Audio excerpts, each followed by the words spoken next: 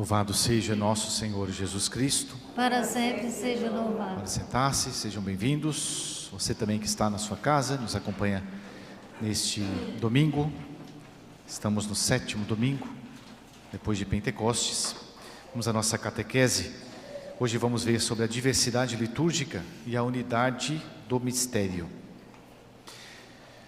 O parágrafo 1200 do Catecismo da Igreja Católica. Um pouquinho sobre as tradições litúrgicas. Desde a primeira comunidade de Jerusalém até a parousia, o mesmo mistério pascal é celebrado em todo lugar pelas igrejas de Deus fiéis à fé apostólica. Então, desde a igreja primitiva, com os primeiros discípulos, os apóstolos, depois os padres apostólicos, etc., no decorrer de toda a história da igreja, até a vinda de nosso Senhor, no desenrolar da história da salvação, até o último momento, sempre se celebrará o mistério pascal, que veio da fé apostólica. Então, o mistério pascal, ele é único, é o mesmo mistério. A mesma missa que os primeiros discípulos participavam na igreja primitiva, é a mesma missa que nós temos aqui, essencialmente a mesma. Claro, os ritos são diferentes, né? A riqueza insondável do mistério de Cristo é tal que nenhuma liturgia é capaz de esgotar a sua expressão. A história do surgimento e do desenvolvimento desses ritos atesta uma complementariedade surpreendente. Então, com o tempo, com o passar do tempo, a liturgia ela foi como uma árvore, uma única e mesma árvore que vai crescendo e vai dando os seus frutos, né? Então, ali é o mesmo mistério, mas no decorrer do tempo há uma evolução homogênea. Então, isso é muito importante na liturgia. Cada rito, cada ritual, né, do sacramento, da Santa Missa, tem a sua razão de ser e surgiu com o tempo. Por exemplo, a elevação da hóstia na hora da consagração. Não havia um tempo que não havia esse ritual da elevação da hóstia, né? Foi, de maneiras assim muito simplórias, né, resumindo muito, mas foi através da negação da verdade, do dogma da transubstanciação, da presença real de Jesus na Eucaristia, que a igreja colocou a elevação da hóstia e do cálice consagrado, do preciosíssimo sangue, para a adoração dos fiéis.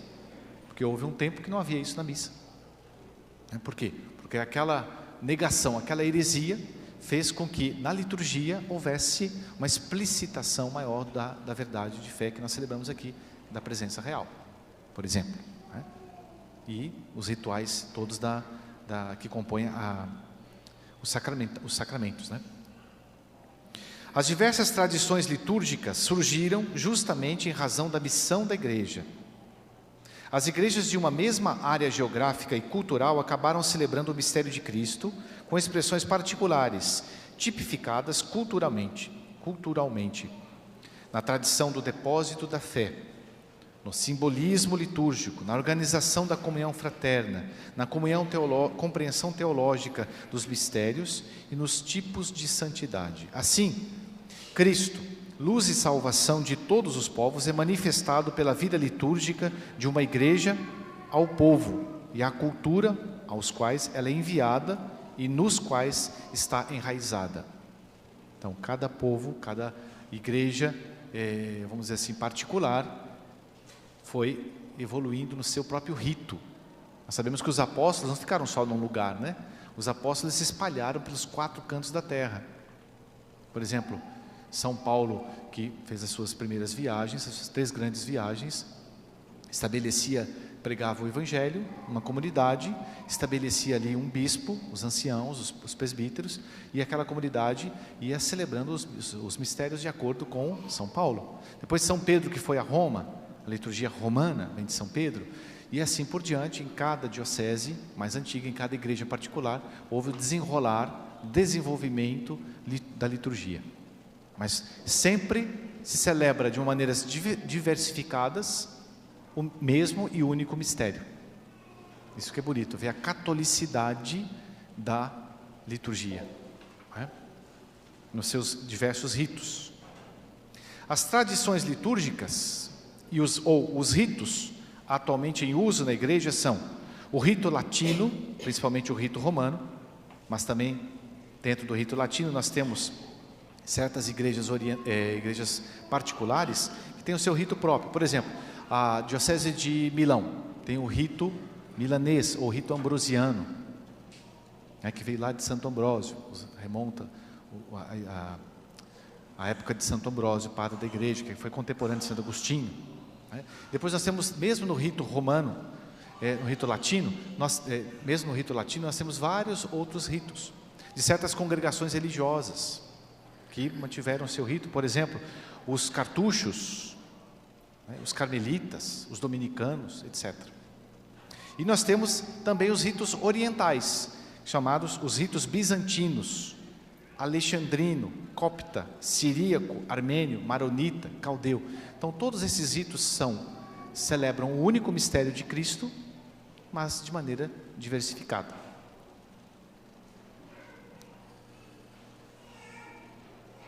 Na liturgia, nós temos as partes mutáveis e as partes imutáveis. Por exemplo, existe algo que é comum desde das origens, desde a igreja primitiva, na época dos apóstolos.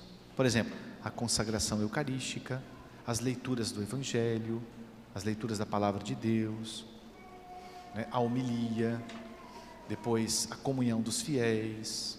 Então, isso é algo que é imutável. Em todos os ritos, no decorrer da história, houve sempre esses elementos. E há outros ritos que não havia, que foram evoluindo, mudando com o passar do tempo. E às vezes a igreja vê como é necessário a mudança deles.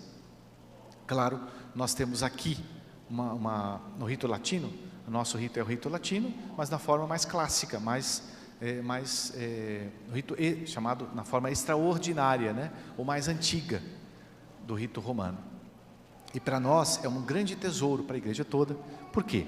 Porque expressa bem a sacralidade, a ideia da grandeza de Deus, da adoração, o silêncio, o próprio ritual da missa. Nós temos vários momentos de oração em que nos leva à contemplação do mistério melhor. Isso é um tesouro da igreja que nós temos, e nós temos que conhecê-lo. Nós que pertencemos à administração apostólica, nós temos não só esse dom, essa graça dada pela igreja para nós, mas também a responsabilidade de a gente avaliar, de a gente procurar de modo ainda melhor aprofundar nesses ritos, conhecê-los, amá-los, divulgá-los, não é? Às vezes apenas uma maneira como eu participo da missa e me comporto, como eu venho para a igreja, já é uma publicação disso, já é uma divulgação, melhor marketing. Por quê? Porque uma pessoa que não conhece o rito e vem pela primeira vez, ela vendo os fiéis fazendo a sua adoração, participando bem da Santa Missa, respondendo, rezando, cantando, isso tudo ajuda a outra pessoa a dizer: poxa, mas que rito bonito, como as pessoas elas estão unidas a Deus ali, como a ideia do sagrado é evidente nesse rito, entendeu? Então isso é um melhor marketing, vamos dizer assim, melhor apostolado que a gente pode fazer, amando assim o rito e conhecendo a nossa riqueza do rito tradicional. Então um pouquinho um resumo, desse número esse capítulo do Catecismo, que fala sobre a diversidade litúrgica. No próximo domingo nós vamos entrar um pouquinho sobre as considerações da forma no rito romano, na forma antiga, feita por Dom Fernando. Então vamos agora à Santa Missa. Canto de entrada, segunda estrofe.